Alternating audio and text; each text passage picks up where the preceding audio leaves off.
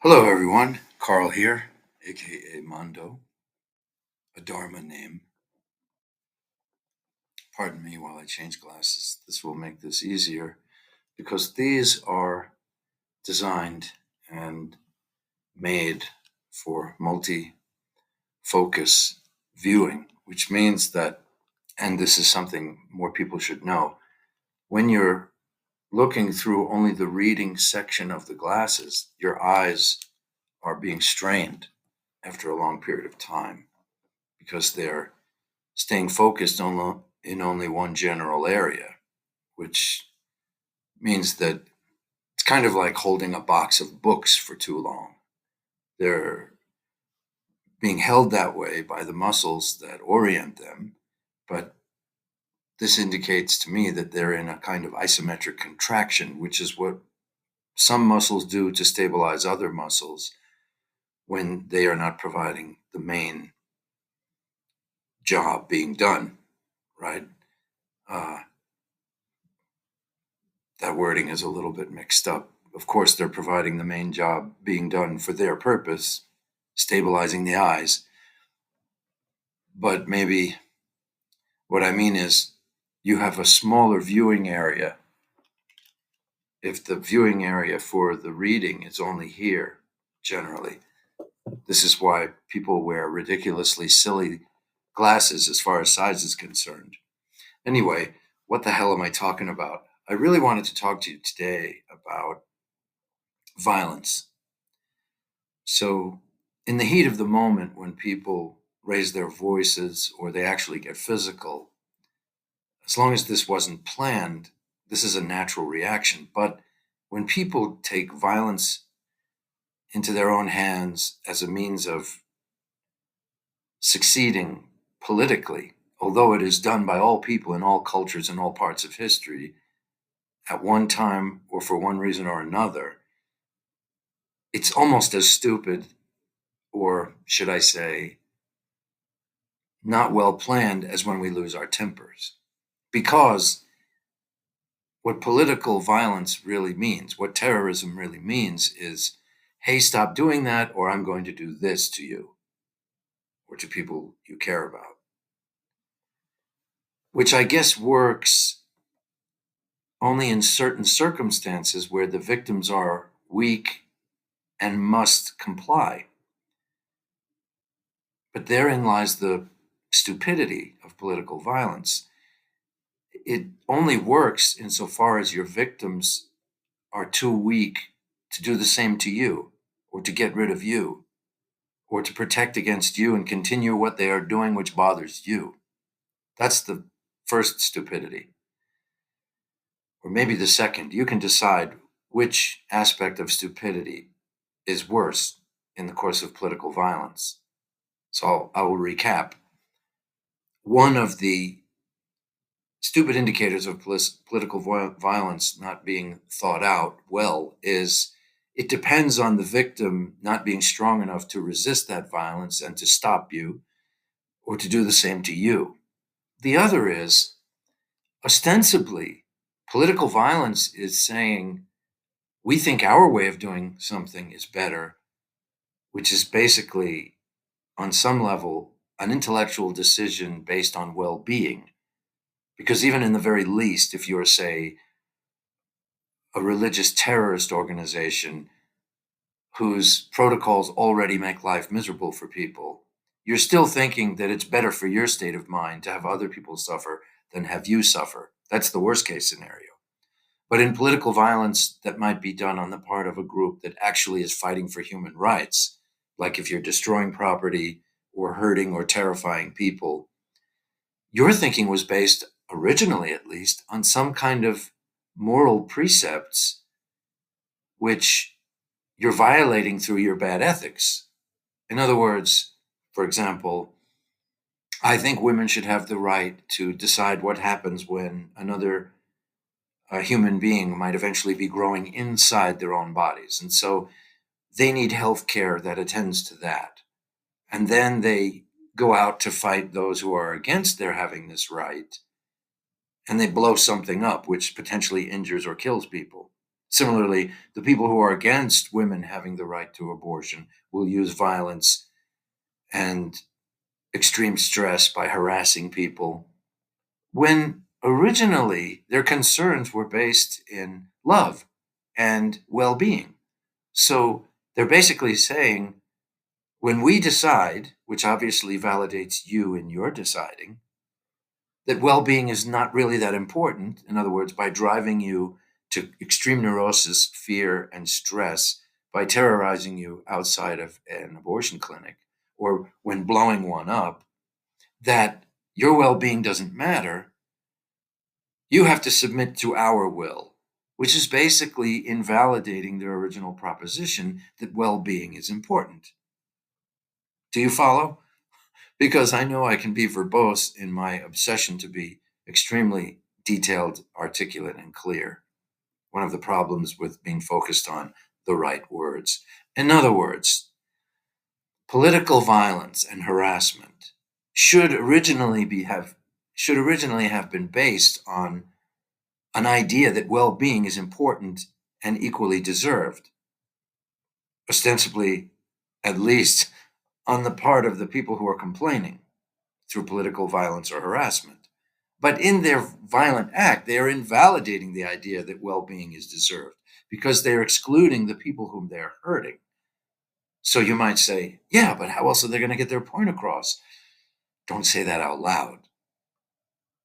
By talking. Now you may say, yes, but they're not getting the results they want fast enough. Of course, but use your head.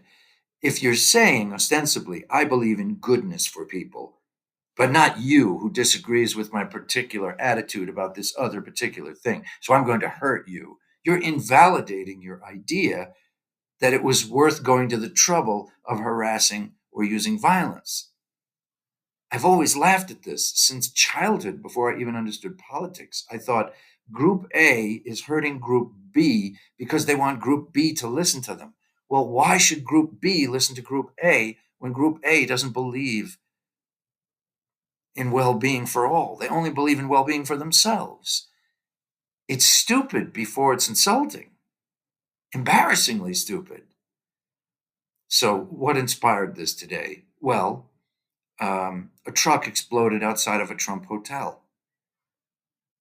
Well, there are many of us who know beyond a shadow of a doubt that it is an ironclad fact that Donald Trump taking the presidency again is an extreme risk to the democracy of the country, even if he never said any of the things that he said, indicating that he's a threat to democracy. His track record is proof. His behavior is proof. The people he chooses to work with him are proof that he's a threat to democracy, which means a threat to well being for all, if not only in our country, but on the planet, because America has extreme influence on the planet. But most of us, if not all of us, we don't resort to pyrotechnics, bombs, threats, attacking buildings, and attacking people. The man who drove his car in New Orleans through a crowd and killed a bunch of people, the supposed ISIS operative who was an American citizen and who fought in the American military. Well, this is the group of people that needs the most attention because it's religious fanaticism that displays the greatest stupidity, down to parents telling their children whom they can date and marry. It's just stress upon other people for your religious values, which is not just stupid, but patently insane because it's going to bring the might of anyone who has any power, let alone the most powerful nation on earth, down upon your head. And as John Candy said in JFK, they're going to go cock-a-doodle doo. So these people obviously don't care about their own well being because they're sacrificing themselves. Thus, the denotion political or religious fanaticism. You're dying for an idea. And in the religious case, you're dying for ideas that can't be proven, except the ones that you hold dear that control other people. Those can be proven because they're shown in various cultures to be the way these people are living, unfortunately. But You might ask, does intelligence have to be part of religion? Obviously not. Intelligence being the ability to work out what is sensible for well being. What else is the point of intelligence? Reputation? That still is an aspect of your working toward your well being, ostensibly. So, this may seem like an infinitesimally silly thing to have to say, like, who couldn't figure this out? Well, obviously, large portions of the human population going back to the invention of fire, because people have been using violence to convince other people of their way of life since then, basically. Now, I'll make an extremely brief disclaimer here that I understand that violence used to protect oneself, individually or nationwide, is not the same as political violence. I'm sure you understand. And if you don't, I'll delineate it. If somebody invades your country, like Putin has done to Ukraine, which is also stupid because he has the entire world watching at every grade level of human growth and intelligence. And he's never going to be considered right except by apologists who haven't figured out the point of what I'm talking about today. Defending your country is one thing. It's like defending yourself against an unwanted attack by another person for whatever the reason. But exacting violence on other people so they will change their policies is the stupidest thing. Yes, it gets attention, but it eventually gets you killed or those you care about. Or it gets you or those you care about locked up in jail. Which brings me maybe to a point I didn't originally intend to arrive at, but which I've talked about ad infinitum on Twitter when I was still on Twitter, on my blogs, on Instagram, on Facebook, in my videos on YouTube. Compassion and understanding for other people basically boils down to intelligence. A lot of people think that these things are separate, but as I've also delineated many times before, intelligence, as in genius, not in one area, but total genius in the way that we laud upon someone like Einstein, must incorporate compassion, not for altruism's sake, but because if you hurt others, you're going to hurt yourself. In Buddhism, we know that you're hurting yourself even as you take the step, because what you're doing is you're building habit energy. In everything you do that's deleterious, you're building a habit energy, which is what turns people, other than in the case of pathologies and environment, into bad people. Intelligence is the key. Now, as Noam Chomsky pointed out in his book, Hegemony or Survival, this doesn't mean that the most intelligent species is the one that survives. Because when you consider the biological situation, we are arguably one of the most intelligent species on the earth. I'm not convinced that we're the most intelligent. You're confusing everything that's around me, including the city and its airports and its municipalities and its space program and manufacturing facilities with intelligence. This is ingenuity.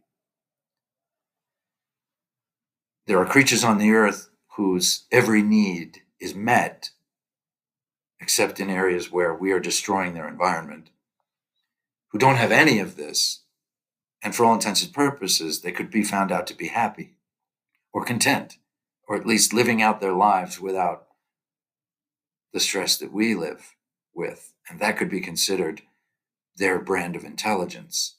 And you could say, well, they can't change that situation, but they don't need to. So there's no intelligence in wanting to. So I'm not convinced we're the most intelligent. But as Chomsky points out, taken from another biologist's research, the less intelligent creatures on the earth tend to have a longer evolutionary lifespan than we do. Look at the cockroach. So intelligence does not correlate directly with survival.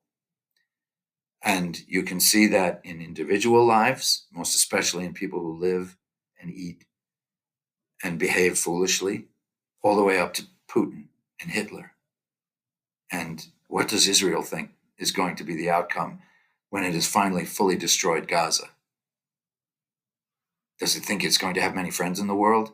I already have to apply all of my Zen principles in preparation for not hating Israelis from Israel when I will meet them one day again out in the world. Because that's just a reaction to people who continuously cause pain and suffering and death. It's really hard to like those people. So, of course, I will have to steel myself to remember that not everybody from a group is the same, to remember that many Israelis were against what Israel has been doing since 1948 and the way in which they've been doing it. And I will have to remember that I'm American. And for the longest part in my adult life, I didn't realize that we were really the culprits in this situation and that we were fooled by the politicization of the American media. And so we moved more toward paying attention to the Islamic people, the Muslim people who were using violence to combat against their occupation, their brutal occupation, right? It's just a natural reaction. But we have to resist that. That's what intelligence is. Resist your temptation to use violence against other people and other groups, because in doing so, you're invalidating your position that well-being is worth living for and procuring. If you want democracy, you can't shoot at President Trump, even though he's the threat to President Trump, at least ideologically, if you want to show that what your point is valid. Yes, if people tried to kill Hitler, it was because they knew something about what he was going to do to the country and the people. But again, the people, especially in the legal professions, gave Hitler the right to do what he did. So far be it from me to want to be unoriginal, but what's really appropriate right here is what we have been seeing in memes on social media lately. Most appropriately, I'll say to you in closing, if you wanted to know what you would have been doing during Hitler's regime, you're doing it right now. And hopefully what you're doing promotes and proves intelligence in supporting well-being for all, not just you.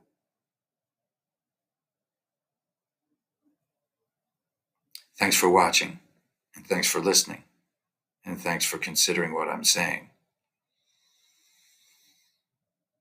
Keep changing minds,